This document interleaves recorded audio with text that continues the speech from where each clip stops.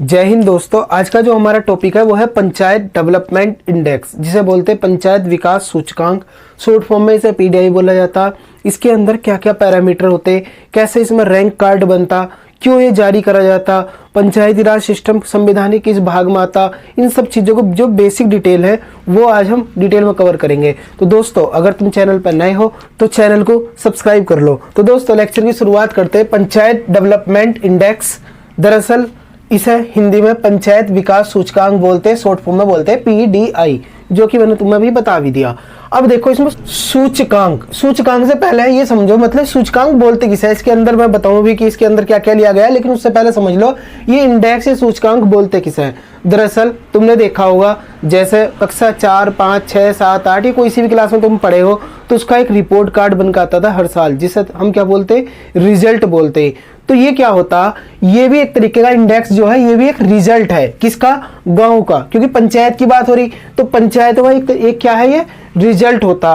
और इस रिजल्ट के अंदर जैसे तुमने हाई स्कूल का रिजल्ट देखा होगा 10th क्लास का, उसमें क्या होता है 5 सब्जेक्ट होते हैं, सॉरी 6, जैसे हिंदी हो गया, इंग्लिश हो गया और मैथ है और साइंस हो गया, सोशल साइंस हो गया और क्या हो गया, ड्राइंग। इनके आधार पर तुम्हारे मार्क्स काउंट करे जाते हैं 600 नंबर में से। तो इसी तरीके से ये जो सूचकांक होते हैं, इंडेक्स होते हैं, इसमें मार्क्स तैयार करे जाते हैं। ये सब्जेक्ट है, समझ गए। इन सब्जेक्ट के बेस के आधार पे मार्क्स तैयार करी जाते और उसके बाद ये इंडेक्स जारी करा जाता। फिर ये बताया जाता क्लास में कौन फर्स्ट आया, कौन दूसरे स्थान पर आया या कौन फेल हो गया, इन सब चीजों के बारे में बताया जाता। तो ये आई होप तुम समझ गए होंगे इंडेक्स हम बोलते किसे हैं। बहुत सारे इंडेक्स है, या पॉवर्टी इंडेक्स हो गया, ये सारे इसी से तुम रिलेट करके देख सकते हो। तो दोस्तों ये देख लो, जो ये पंचायत डेवलपमेंट इंडेक्स है ये जारी क्यों करा जाता। तो हमारे देश की जो पंचायती राज सिस्टम है वो किस लेवल पे काम कर रहा, कर भी रहा, ये नहीं कर रहा, सही से कर रहा, ये गलत कर रहा, इन सब चीजों को नापने के लिए, इन सब चीजों को देखने के लिए पंचायत डेवलपमेंट इंडेक्स तैयार करा जाता है या जारी करा जाता।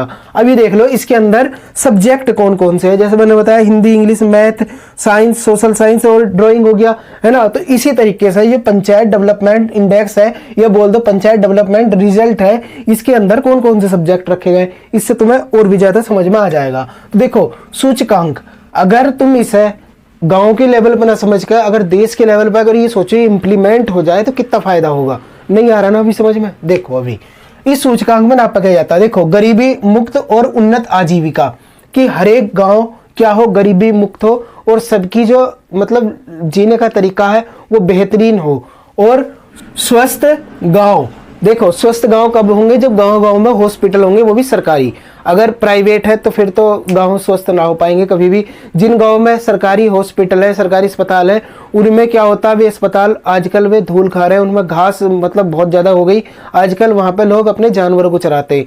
तो इस तरीके की कंडीशन अभी हमारे गाँव में बनी हुई है। तो इन सब चीजों से निपटने के लिए ये पंचायत डेवलपमेंट इंडेक्स तैयार कराया जाता और उन्हें दिखाया जाता कि भाई साहब देखो इस चीज में तुमने बहुत बेकार काम करा, समझ रहे हो, इसे तुम्हें सुधारने की जरूरत है। तो ये सब चीजें क्या होती इस इंडेक्स के अंतर्गत आती। बाल सुलभ गांव, बच्चों के खेलने का मतलब अच्छा वो हो। जल पर्याप्त गांव, हर एक गांव में जल की सुविधा हो, वैसे तो गांव में होती है अधिकांश में। स्वच्छ और हरित गांव, सभी गांव स्वच्छ हो, ऐसा ना हो कि हर गांव में मतलब गांव में क्या होता है अधिकांश में नाली का जो सिस्टम है ना बड़ा बेकार सा है। अब तो खैर बहुत ज्यादा सुधर गया, लेकिन पहले क्या होता था, जो नाली होती थी वो बहुत ही ज्यादा गंदी रहती थी। तो उससे क्या होगा, अगर नाली गंदी होगी तो गांव के लोग बीमार पड़ेंगे, क्योंकि गंदगी से बीमारी फैलती है। लोग बीमार होंगे तो गांव पिछड़ेगा तो देश पिछड़ेगा। तो इस वजह से स्वच्छ और हरित गांव की बात करी गई यहाँ पे। आत्मनिर्भर बुनियादी ढांचा, हर गांव में इस तरीके का ढांचा, हमें इंफ्रास्ट्रक्चर तैयार करना कि लोग गांव में ही अपना कारोबार कर सके, अपना काम कर सके और अपनी आजीविका चला सके। सामाजिक रूप से न्याय संगत एवं सुरक्षित गांव, सामाजिक रूप से न्याय संगत होने चाहिए और सुरक्षित होने चाहिए। सामाजिक मतलब देखो तुमने कहीं पे देखा होगा गांव में जैसा शादी होती तो क्या होता है, पूरा गांव तैयार हो जाता है एकदम, है ना। तो उसकी मतलब जिस घर में शादी होती है उसकी सहायता करने के लिए। यही कंडीशन अगर तुम शहर में देख लो, शहर में ये सब चीजें नहीं होती। वहाँ पे इतना सामाजिकपन नहीं है बिल्कुल भी। उन्हें तो इवन ये भी नहीं पता कि मान लो कोई मतलब जैसे एक अपार्टमेंट में रहते, एक बिल्डिंग में रहते, तो नीचे वाले फ्लैट में क्या चल रहा ये उसके ऊपर रहने वाले फ्लैट वाले को बिल्कुल भी नहीं पता होता। तो ये सब चीज़ें शहरों में नहीं होती लेकिन गाँव में होती। तो गाँव में और इसे अच्छे तरीके से करना, सामाजिक रूप से न्याय संगत और सुरक्षित गाँव बनाना, सुशासन एवं महिला अनुकूल गाँव बनाना। तुम अगर गांव को अगर और ज़्यादा मजबूत करना चाहते हो तो सबसे पहला काम तो यही होना चाहिए कि महिलाओं के अनुकूल होना चाहिए। अभी भी तुमने देखा होगा गांव में इतनी ज़्यादा अवेयरनेस नहीं है। तुमने अपने आप से रिलेट करके देखो, अगर तुम गांव से आते हो तो अभी कोई मेहमान आ जाए तो वो क्या होगा, नमकीन या बिस्किट लेने भेजेंगे तो वो लड़के को भेजेंगे, लड़की को बहुत कम भेजते हैं। तो क्यों? क्योंकि वो मतलब जो माइंड टेंडेंसी है वो थोड़ी सी इस तरीके की सेट कर दी गई कि बाहर का काम लड़के करेंगे, घर का काम लड़की करेगी, चाय लड़की बनाएगी, नमकीन बिस्कुट लड़का लेकर आएगा। से इसका उल्टा भी तो हो सकता है ना, ये कहीं लिखा थोड़ी ना है कि चाय लड़की बनाएगी या खाना केवल लड़की बनाएंगी, ऐसा थोड़ी ना होता। लड़के भी तो बना सकते हैं, बाहर जाकर नहीं करते, होटल में काम नहीं करते, सब काम करते।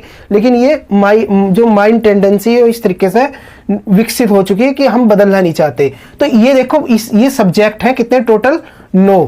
डायरेक्ट एग्जाम में प्रश्न पूछ लिया जाएगा कि ये पंचायत डेवलपमेंट इंडेक्स है, इसमें कितने सूचकांक होते हैं। तो टोटल कितने हैं? 9 सूचकांक होते हैं, यानी कि 9 विषय हो गए। अब 9 विषय हो गए तो ऐसे समझ लो 900 नंबर हो गए। अब जो ये नंबर आएंगे इसमें वो 900 में से आएंगे। तो देखो इसमें ग्रेड सिस्टम काम करता है, जैसे 10th क्लास में करता है ग्रेड सिस्टम। अगर किसी के 40% से कम है तो वो क्या होगा, उसे किस कैटेगरी में रखा गया? डी में, समझ गए, यानी कि वो फेल है। किसी के 40 से 60 में आ गए तो वो क्या हो गया, 40 से 60 के बीच में, उसे सी कैटेगरी में रखा गया। उसे कौन सी ग्रेड मिलेगी? सी ग्रेड मिलेगी। अगर देखो तुम समझ रहे हो ना, अगर तुम 10th क्लास से अगर इसे कंपेयर करके देखोगे तो आसानी से समझ में आ जाएगा। पूरा वही सिस्टम है ग्रेडिंग। बी कैटेगरी किसे मिलेगी? जिसके 60 से 75% तक मतलब अच्छा इसमें स्कोर करेगा, और 75 से 90% अगर कोई स्कोर करता है तो उसे ए मिलेगी, और 90% से ऊपर करता है जैसे 99 हो गया, 95 हो गया, तो उसे कितना मिलेगा? ग्रेड ए प्लस मिलेगी। तो सबसे टॉपर कौन बनेगा? ए प्लस वाला बनेगा।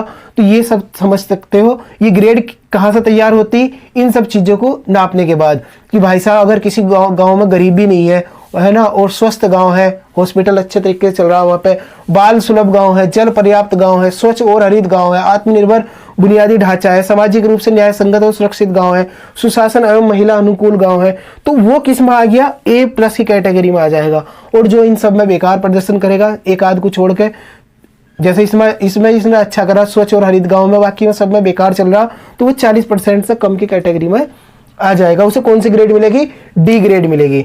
और दोस्तों ये सारे जो इंडेक्स इसमें रखे गए इसमें से अधिकांश क्या है? सस्टेनेबल डेवलपमेंट गोल वाले हैं। जैसे तुम देख लो, पहला सस्टेनेबल डेवलपमेंट गोल किसकी बात करता?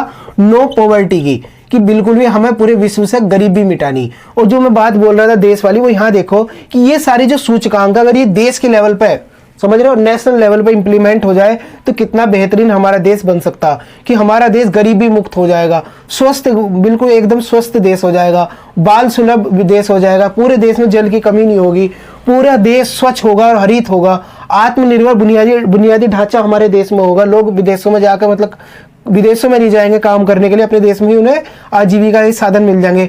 सामाजिक रूप से न्याय संगत होगा और सुरक्षित देश होगा हमारा, और महिलाओं के लिए भी बेहतरीन देश होगा, उदाहरण नजीर बनेगा। तो ये सारे इंडेक्स अगर हम देश के लेवल पर इंप्लीमेंट कर दें तो हमारा देश पूरे विश्व का गुरु बन जाएगा, समझ रहे हो। तो ये सब चीजें मैं इसलिए बोल रहा था कि ये क्या होनी चाहिए, ये देश के लेवल पे भी इंप्लीमेंट होनी चाहिए। तो देखो अभी ये समझ लो पंचायत डेवलपमेंट इंडेक्स, तो पंचायत की बात हुई, तो पंचायती राज सिस्टम कहाँ से निकल गया, तो हमारे देश में एक संविधान संशोधन करा गया था 73वां। इसके लिए वैसे मैंने अलग से वीडियो बना रखी, जस्ट ओवरव्यू यहाँ पे मैं दे रहा हूँ कि तुम्हें थोड़ा सा रिविजन हो जाए। 73वां संविधान संशोधन 1992 में करा गया था, और तब जोड़ा गया था हमारे उसमें संविधान में क्या, पंचायती राज सिस्टम। पहले नहीं था, आर्टिकल 40 था, नीति निर्देशक था, तो उसमें बोला गया था कि पंचायती राज सिस्टम का गठन करेगी सरकार, और उसके आधार पर 73वां संविधान संशोधन 1992 में करा गया। और भाग संविधान में कौन सा भाग जोड़ा गया, तो भाग 9 जोड़ा गया, यानी कि पार्ट 9। अनुसूची कौन सी जोड़ी गई, 11वीं अनुसूची जोड़ी गई। टोटल विषय कितने हैं पंचायती राज सिस्टम में, टोटल 29 विषय हैं। और आर्टिकल कौन कौन से हैं, आर्टिकल 243 से लेकर 243 ओ है, ये ओ 243 ओ तक है जो इसके पंचायती राज सिस्टम के बारे में प्रावधान करते हैं। तो दोस्तों ये था पूरा लेक्चर। अगर इसमें तुम्हें कुछ भी डाउट हो तो कमेंट बॉक्स ओपन है, कमेंट करके मालूम कर सकते हो। और दोस्तों लाइक या डिसलाइक करके फीडबैक भी दे सकते हो। मिलते हैं फिर नेक्स्ट लेक्चर में, तब तक के लिए थैंक्स अ लॉट। जय हिंद।